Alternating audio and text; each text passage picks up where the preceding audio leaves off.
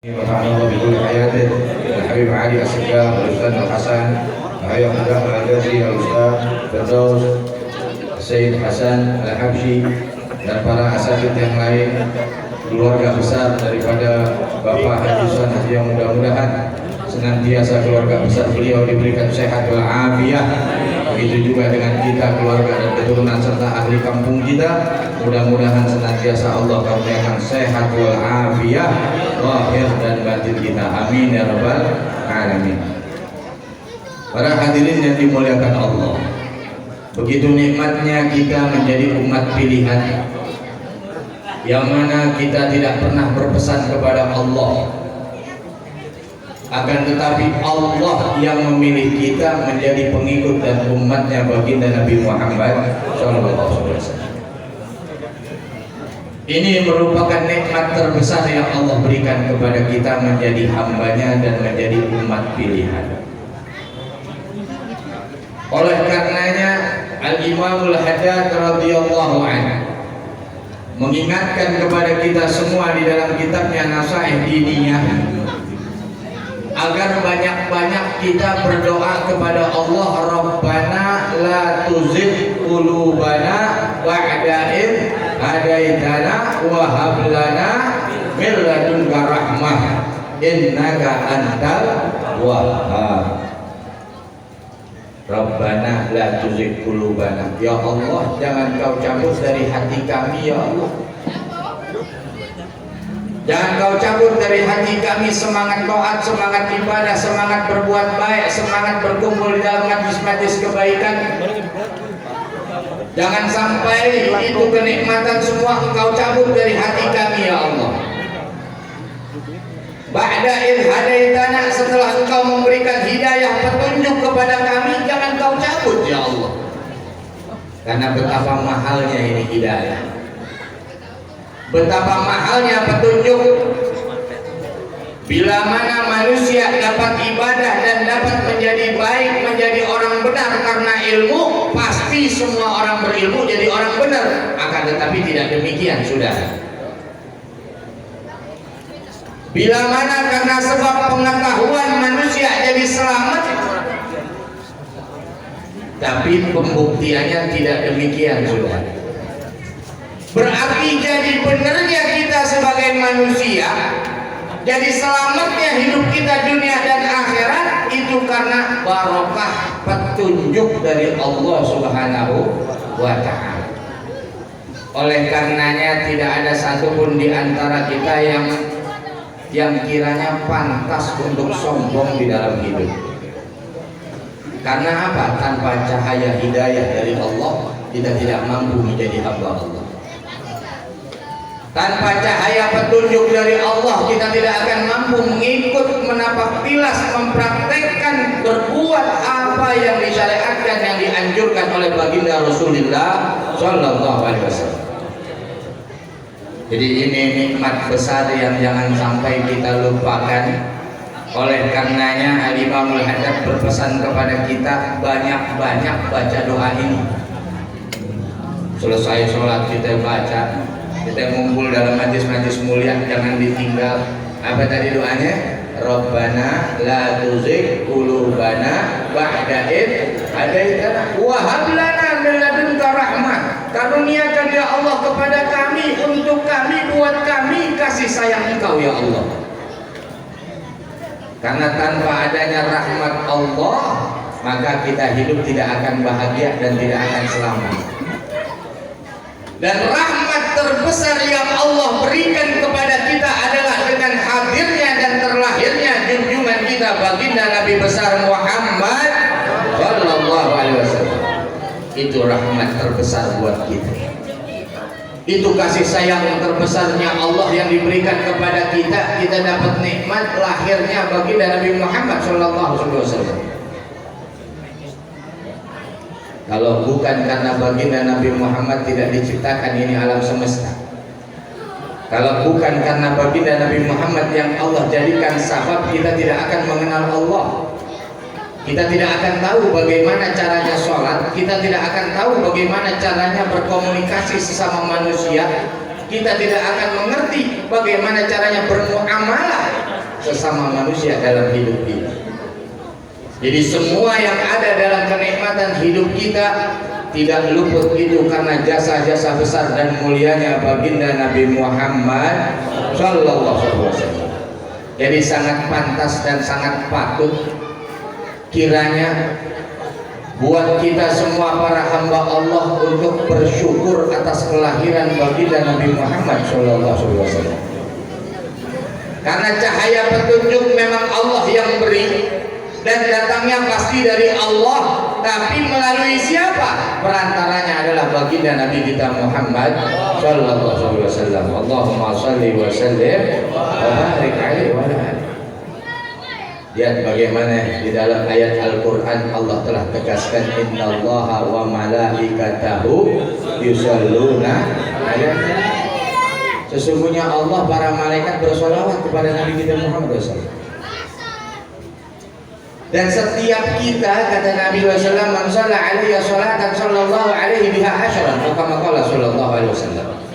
Setiap kita manusia yang beriman, kalau kita membaca satu sholawat kepada Nabi Muhammad, maka Allah memberikan 10 sholawat kepada kita.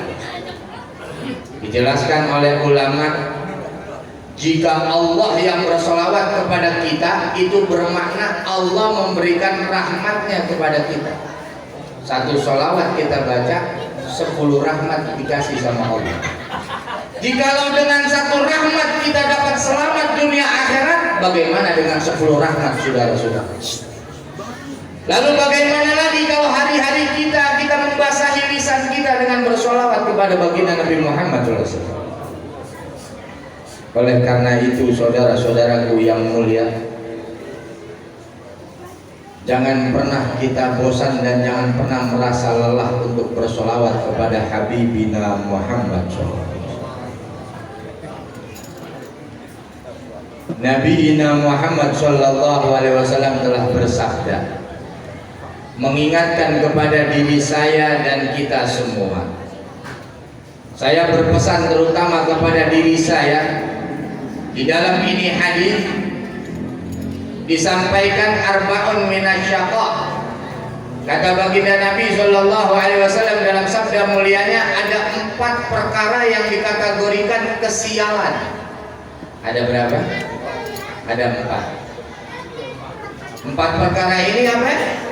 Kesialan. Berarti bila ada satu di dalam diri kita, berarti kita masuk kategori yang sial. Na'udzubillah min dzalik.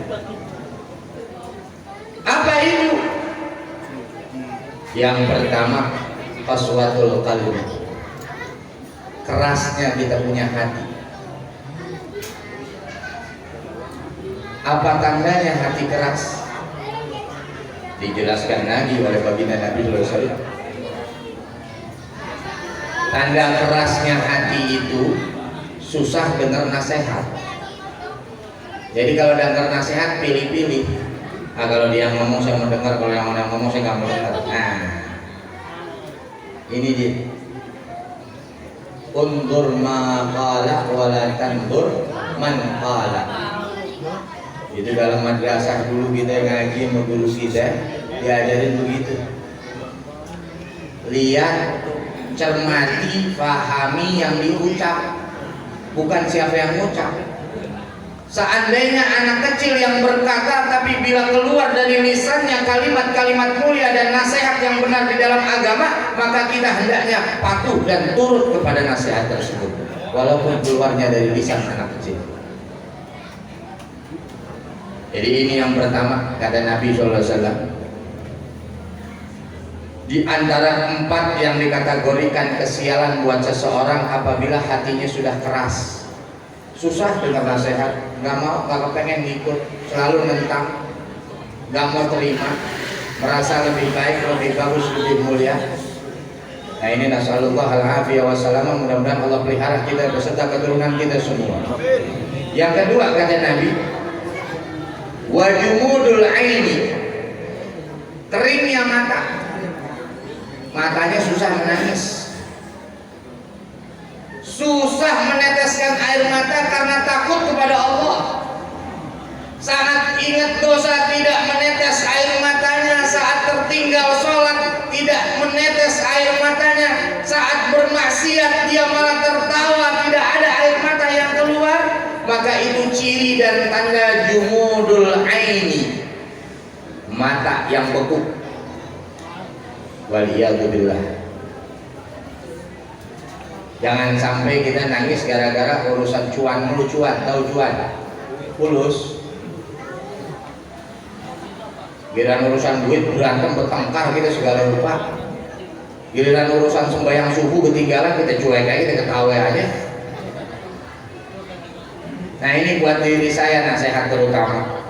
Dan terserah siapapun yang mendengar yang ingin mengambil kalimat-kalimat baik yang saya sadur dari kitab-kitab Al-Imamul Haddad radhiyallahu anhu. Ini saya sampaikan ini malam nyontek dalam kitab Imam Haddad, bukan pikiran saya. Itu kata Nabi yang kedua, mata yang kering. Sampai Imam Haddad radhiyallahu anhu mengajarkan, mengingatkan kepada kita semua umat Nabi Muhammad sallallahu alaihi wasallam, belajar nangis kalau nggak bisa nangis. Belajar meneteskan air mata karena takut kepada Allah. Belajar meneteskan air mata karena teringat kenakalan dan dosa-dosa kita, kelalaian kita di dalam hidup kita. Karena satu tetesan air mata yang keluar mengalir dari mata kita bila takut karena Allah, maka nanti tidak akan disentuh oleh api nerakanya Allah. Subhanallah, betapa istimewanya air mata. Jangan buang air mata kita menangisi dunia, tapi jadikan air mata kita menetes dan keluar karena kerinduan kepada Allah dan Rasulnya, karena takutnya kita kepada Allah, karena kita malu kepada Allah dan Rasulnya.